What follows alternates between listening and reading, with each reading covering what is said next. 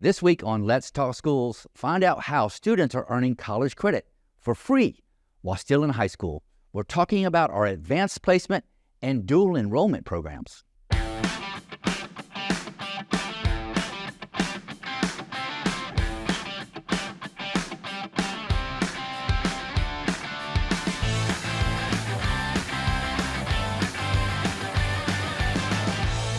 Hello. Welcome to Let's Talk Schools. I'm Mike Looney, the host of the show, and have the good fortune of being the superintendent of schools. Today, we're going to be talking about the high school experience, specifically the high school experience for students that are interested in taking AP courses or dual enrollment courses. And in some cases, students opt to take both. And that's the case with one of our guests today, Kendall. Kendall, tell us a little bit about yourself and tell us about what types of courses you're interested in you are taking. I'm 17 from Johns Creek, Georgia, and I go to Chattahoochee High School. Right now, I'm taking AP Statistics and AP Lit. I really like both of those classes, and I've taken a few AP Science classes, AP Math, AP English. I took AP World, so I've been all over the place. So have you taken dual enrollment courses as well? Yes. Okay. I took U.S. History, Econ, and Sociology. So what is the difference from a student's lens? What's the difference in experience between the AP courses and the dual enrollment courses? I would say AP classes are more strict. They have a structure because there's a certain pattern that they have to follow, and then all the teachers, they do the same thing. But dual enrollment classes are more of a freehand because the professors can do whatever they would like. So it just depends on the type of student and what they would like, and also dual enrollment classes are online. So you have to consider that. Some people don't work well on their own, and it's just about the student. Very good. And so how did you go about the decision-making process? I'm interested in taking something more advanced. What was the process like for you to make the decision to enroll in these types of courses? I always take classes that I'm interested in. So I like to learn more and go beyond just the surface. So I make sure that, first of all, I can handle the classes, and so that's why I like taking AP and dual enrollment, so I can get a little deeper. I don't take everything because I like to make sure that I can handle it, but I chose to take AP and dual enrollment classes just because I'm interested in learning and doing more. Now, the person that's with you today is a school counselor from Chattahoochee High School. So talk to me about the role from a student's perspective the counselor plays in guiding and supporting you in that decision-making process.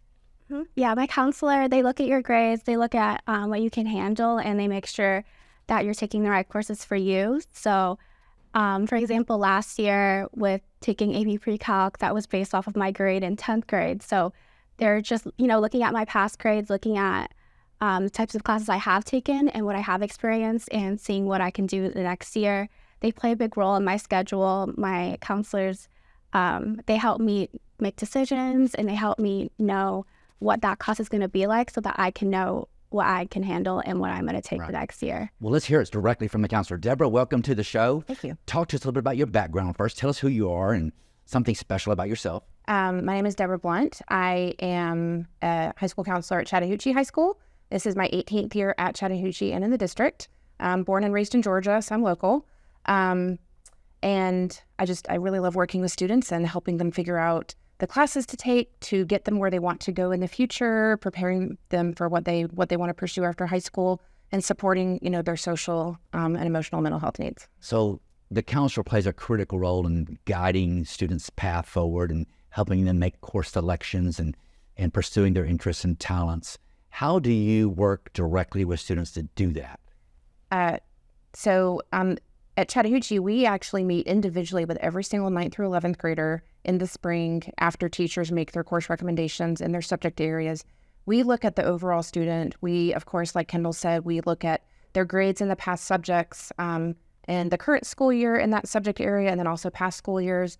We want to make sure that our students aren't overloading themselves too much, but then we also want them to be challenging themselves appropriately. So it's that conversation, and it's also asking the student, what level of course are you interested in? What type of learning do you want to do? Like Kendall mentioned, a lot of dual enrollment classes can be online. They can be face-to-face. So it's also their learning environment included in that conversation. And this is not something that Kendall mentioned, but I know that she's very cognizant of it, and that is AP courses make you eligible for college credit. Yes. Dual enrollment courses, you get college credit by passing the course. Correct. How do you talk to students or guide students in helping them make the decision AP versus dual enrollment? Because it seems like they compete with each other in some respects. So I think an outsider would think that maybe they do compete. The large majority of our students do take a mix of both, and they take them for different reasons. A lot of our students are considering where that future credit might be going. So if they're looking at a lot of schools that are in the state of Georgia, any credits that they take at any public college in the system of Georgia is automatically going to transfer to any other college in Georgia. With AP credit, each college determines its own policies as far as what exam scores they'll accept. Some colleges are fine with 3 and 4. Some more rigorous colleges or more competitive colleges are looking for 5s. So I think that plays a lot into the decision as well. A lot of students feel very confident that they can get the 3 or 4 to show mastery in the subject for the AP course, but maybe not the 5. So they're a little bit hesitant about, depending on where they might want to go to college, if that credit's going to transfer with them. Sure. Can I ask you one other question? Mm-hmm. Some students may be fearful or have some anxiousness about, I'm afraid that the course is just too rigorous, too challenging. How do you support students and guide students that have shown that they have the talent, but just don't have the self-confidence yet to tackle an advanced course? So I believe we at Chattahoochee, and I definitely encourage students, if you are interested in, say, AP European History, go talk to our AP European History teacher during the school year prior to when you're potentially going to take that class. Go ahead and get a feel for what is going to be expected in that class, the work level that you would be expected to do, the information that you're going to be learning, the depth of information. Kind of go ahead and inform yourself before you have to make that decision. Sure. So Kendall, a dual enrollment course by definition means you're taking a high school course at a college level, and you're getting credit both for the high school course and the college course at the same time. Some people don't have this experience, and so they may be wondering, do you have to take tests for high school and at the same time take college tests, or is it all just kind of combined? It's all within the college. So you're working through your professor. They're going to give you the tests, the assignments, and everything. You're not doing anything through the high school, and it's also very independent because the colleges are giving you that work, and they're not going through your counselor or going through your parents. It's all up to you. So in your case, the course is being taught by a college professor or an instructor, and the high school is giving you a high school credit for that course, and the college is giving you the college credit for that course. Yeah. And are yours online, or do you go in person, or what is that like for you? You can go online, you can go in person. I've only done online, and I think that's what most people do because it's kind of hard to incorporate going to a college campus in your day, even if it's just 15 minutes away. It's much easier to do it online, and I think that's what a lot of students do. And it also gives you that flexibility to be able to do the assignments when they're due and whenever you want to do it. And it kind of like works in your schedule. So say if you have a test the next day, you can just do your dual enrollment work the day after that. You can kind of balance it much easier and do whatever feels right for you. So how do you feel about being a high school student and a college student at the same time? That must feel very special to you. I don't actually ever think about it like that. I forget it. But yeah, when you say it like that, it sounds really weird. But you could also think about it like that for AP classes, since those are also college classes. So a lot of kids are college students and high school students, and it's kind of a weird experience. Do a lot of your classmates take the same type courses and the same mixture of AP and dual enrollment courses as you? I think a lot of students do. I know a lot of students, after they're finished with math at high school, if they started early, then they'll do math at Georgia Tech. And I know a lot of students do econ and U.S. history online because those are easy to combine. So they do that their junior year. Yeah, I think dual enrollment classes are definitely popular with AP students. Wow, high school has changed so much since the time I was in school. How do you check in with students to see how things are going? What's the process? So if they're essentially college students and getting high school credit, how do we make sure that they're progressing in their coursework so they both get the college credit, but just as importantly, get the high school credit? So since we don't have access to that information, we share in numerous ways up front that it is the student's responsibility to take care of meeting all the deadlines and staying in daily communication with their professor if needed, daily checking their email, monitoring their grades on whatever the college system is, whether it's iCollege or Blackboard. Parents are unfortunately not able to communicate with college professors. So it is fully up to the student. Once in a while, there are certain systems at the college where a professor might refer a student for early alert. So, they are seeing some evidence of the student not participating, not logging in, not communicating, and they will send a copy of the email to the high school counselors. But other than that, it really is on the student to stay up to date. We encourage parents and guardians to ask the student to log in, a couple times here and there just so they can check their grades and monitor. But unfortunately, there are some surprises at the end of the semester. Yeah. But by and large, most students are successful in both dual enrollment and AP. The large majority are, yes. Self-motivated, self-directed students. Absolutely. So Kendall, have you felt supported through this journey of AP and dual enrollment? Yes, I think I get a lot of support from my counselors, a lot of support from my friends who are going through the same thing as me. My parents definitely make it a point to check up on me and my grades and everything. So I feel supported, and I also feel like it also comes a lot from me just staying on top of my work and not really needing a lot of discipline from outside parties. I'm able to get the work done on my own, which is what makes me successful in these classes.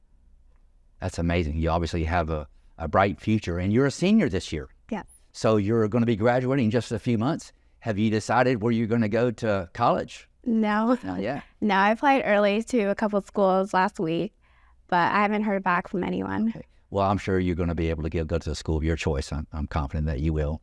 Do you have any advice for high school students or even their parents that are watching this show saying, I want to get more information? How would they go about getting more information about dual enrollment and AP courses, both at Chattahoochee or just broadly in any school district or specifically in Fulton? So there's a lot of information online through College Board. That's the governing agency for AP classes. There's all the course descriptions, course prerequisites.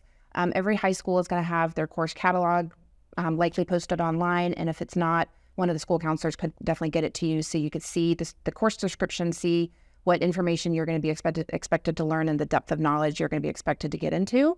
For dual enrollment, the state of Georgia has georgiafutures.org. That's one of the best websites that we refer a lot of students to for all the dual enrollment, the ins and outs, the guidelines, the funding limits, that kind of stuff. I believe every high school does a dual enrollment presentation every year. Ours is always at the beginning of February. The county deadline to apply for dual enrollment for the fall is March 31st. So we always do a really big dual enrollment presentation, and we post on our website, and I believe a lot of high schools do too. That brings me to my last question for both of you. Did dual enrollment cost you anything financially? No. It was free? Yes. How is that possible? Talk to us about how this is funded.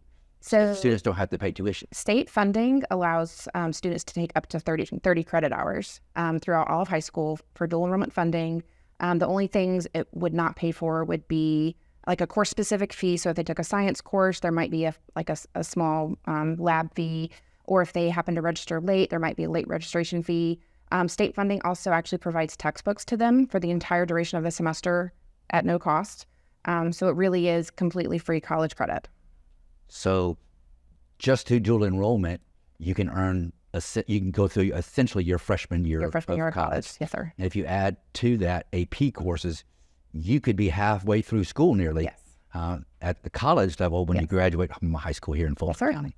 Amazing. Mm-hmm. Thank you both for joining me on Let's Talk Schools today.